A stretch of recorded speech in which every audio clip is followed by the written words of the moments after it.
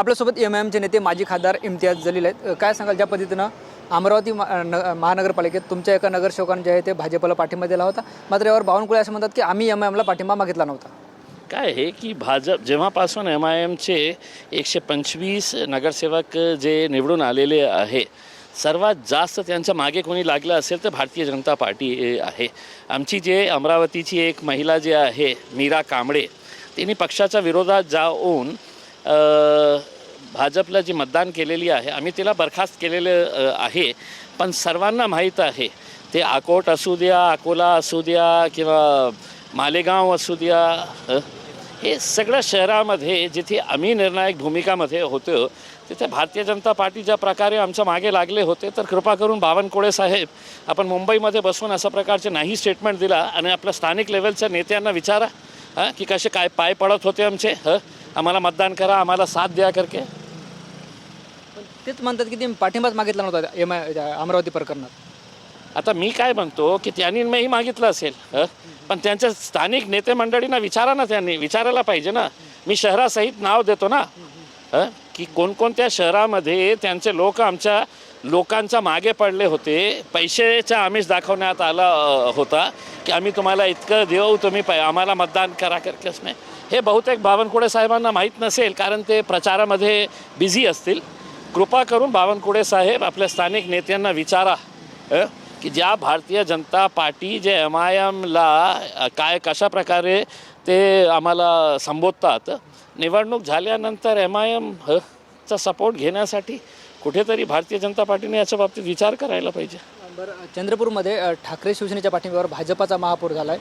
तुमचं जे एक नगरसेवक आहे ते तटस्थ राहिलं आहे. ते जे जे झालेलं आहे ते आम्ही स्पष्ट केलेले आहे. मालेगावमध्ये आम्ही भूमिका घेतली होती, आम्ही तटस्थ राहणार. मुंब्रामध्ये आम्ही भूमिका घेतलेली आहे, आम्ही तटस्थ राहणार. चंद्रपूरमध्ये भूमिका घेतली, तटस्थ राहणार. आता तुमचं म्हणणं असं आहे का की आम्ही तुम्हाला विचारून कोणाला मतदान द्यायचं आहे करके? आम्हाला कोणी नको पाहिजे. आम्ही एका साईडला भारतीय जनता पार्टी नको, शिवसेना नको, NCP नको, आणि दुसऱ्या साईडला भारतीय जनता पार्टी आणि एकनाथ शिंदे तो नकोच नको. आज सुद्धा छत्रपती संभाजीनगर महापालिकेत जे ते महापौर पदाची निवड पार पडली. आपण या ठिकाणी सुद्धा उमेदवार दिला होता, मात्र काही फायदा झालेला दिसला नाही. काय हे की मला हे बघायचं होतं, वंचित बहुजन आघाडी 4 आम्ही कोण उमेदवार उभे केलं होतं. एक दलित माणसाला, आम्ही गोरगरीब दलित माणसाला, जे त्याच महानगरपालिकेमध्ये सफाई कर्मचारी होता, त्याला आम्ही महापौरच्या उमेदवारी दिली. आमची अपेक्षा होती हे काँग्रेस, राष्ट्रवादी, वंचित बहुजन आघाडी हे बाबासाहेबांना मानणारे आहे का नाही आहे.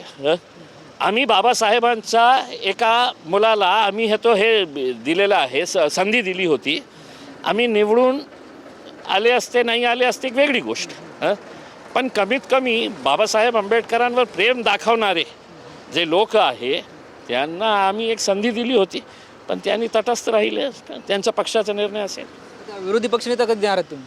देऊ ना, लवकर देऊ. तर 14 तारखेला तुम्ही हैदराबादला जाणार आहेत. महाराष्ट्रातले सगळे नगरसेवक जाणार आहेत, कारण कसं स्वरूप असणार आहे?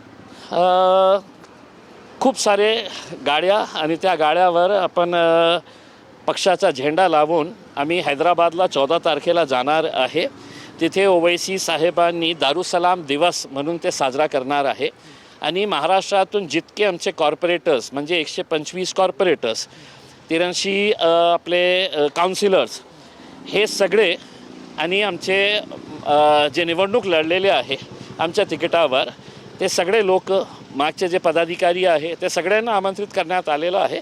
आणि तिथे दारुसलामला एक मोठा जल्लोष आणि त्यांचा सत्कार होणार आहे. महानगरपालिकेला तुम्हाला मोठे यश मिळालं, मात्र जिल्हा परिषदेला तसं काही पाहायला मिळालं नाही.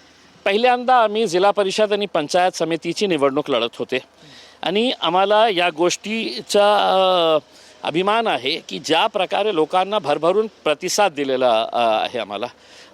आम्ही खूप साऱ्या ठिकाणावर 2 नंबरवर आहे, रनरअप आहे आम्ही.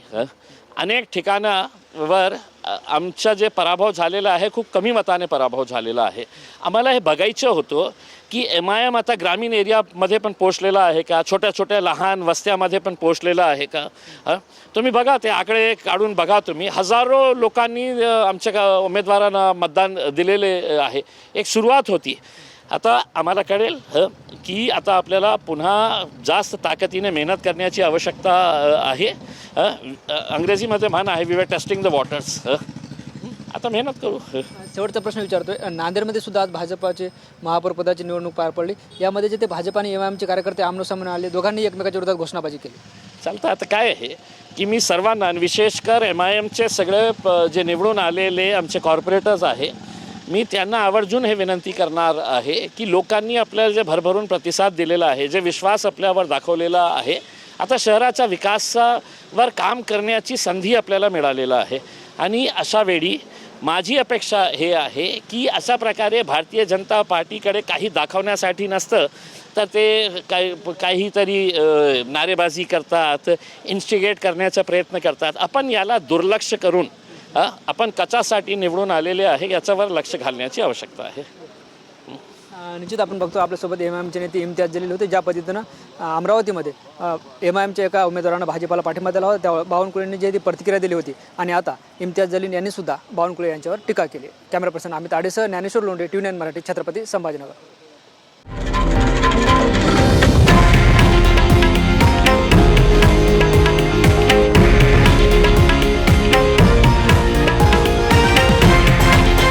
हे आहे देशातील नंबर 1 न्यूज नेटवर्क आणि आपण पाहत आहात TV9 मराठी, एकमेव.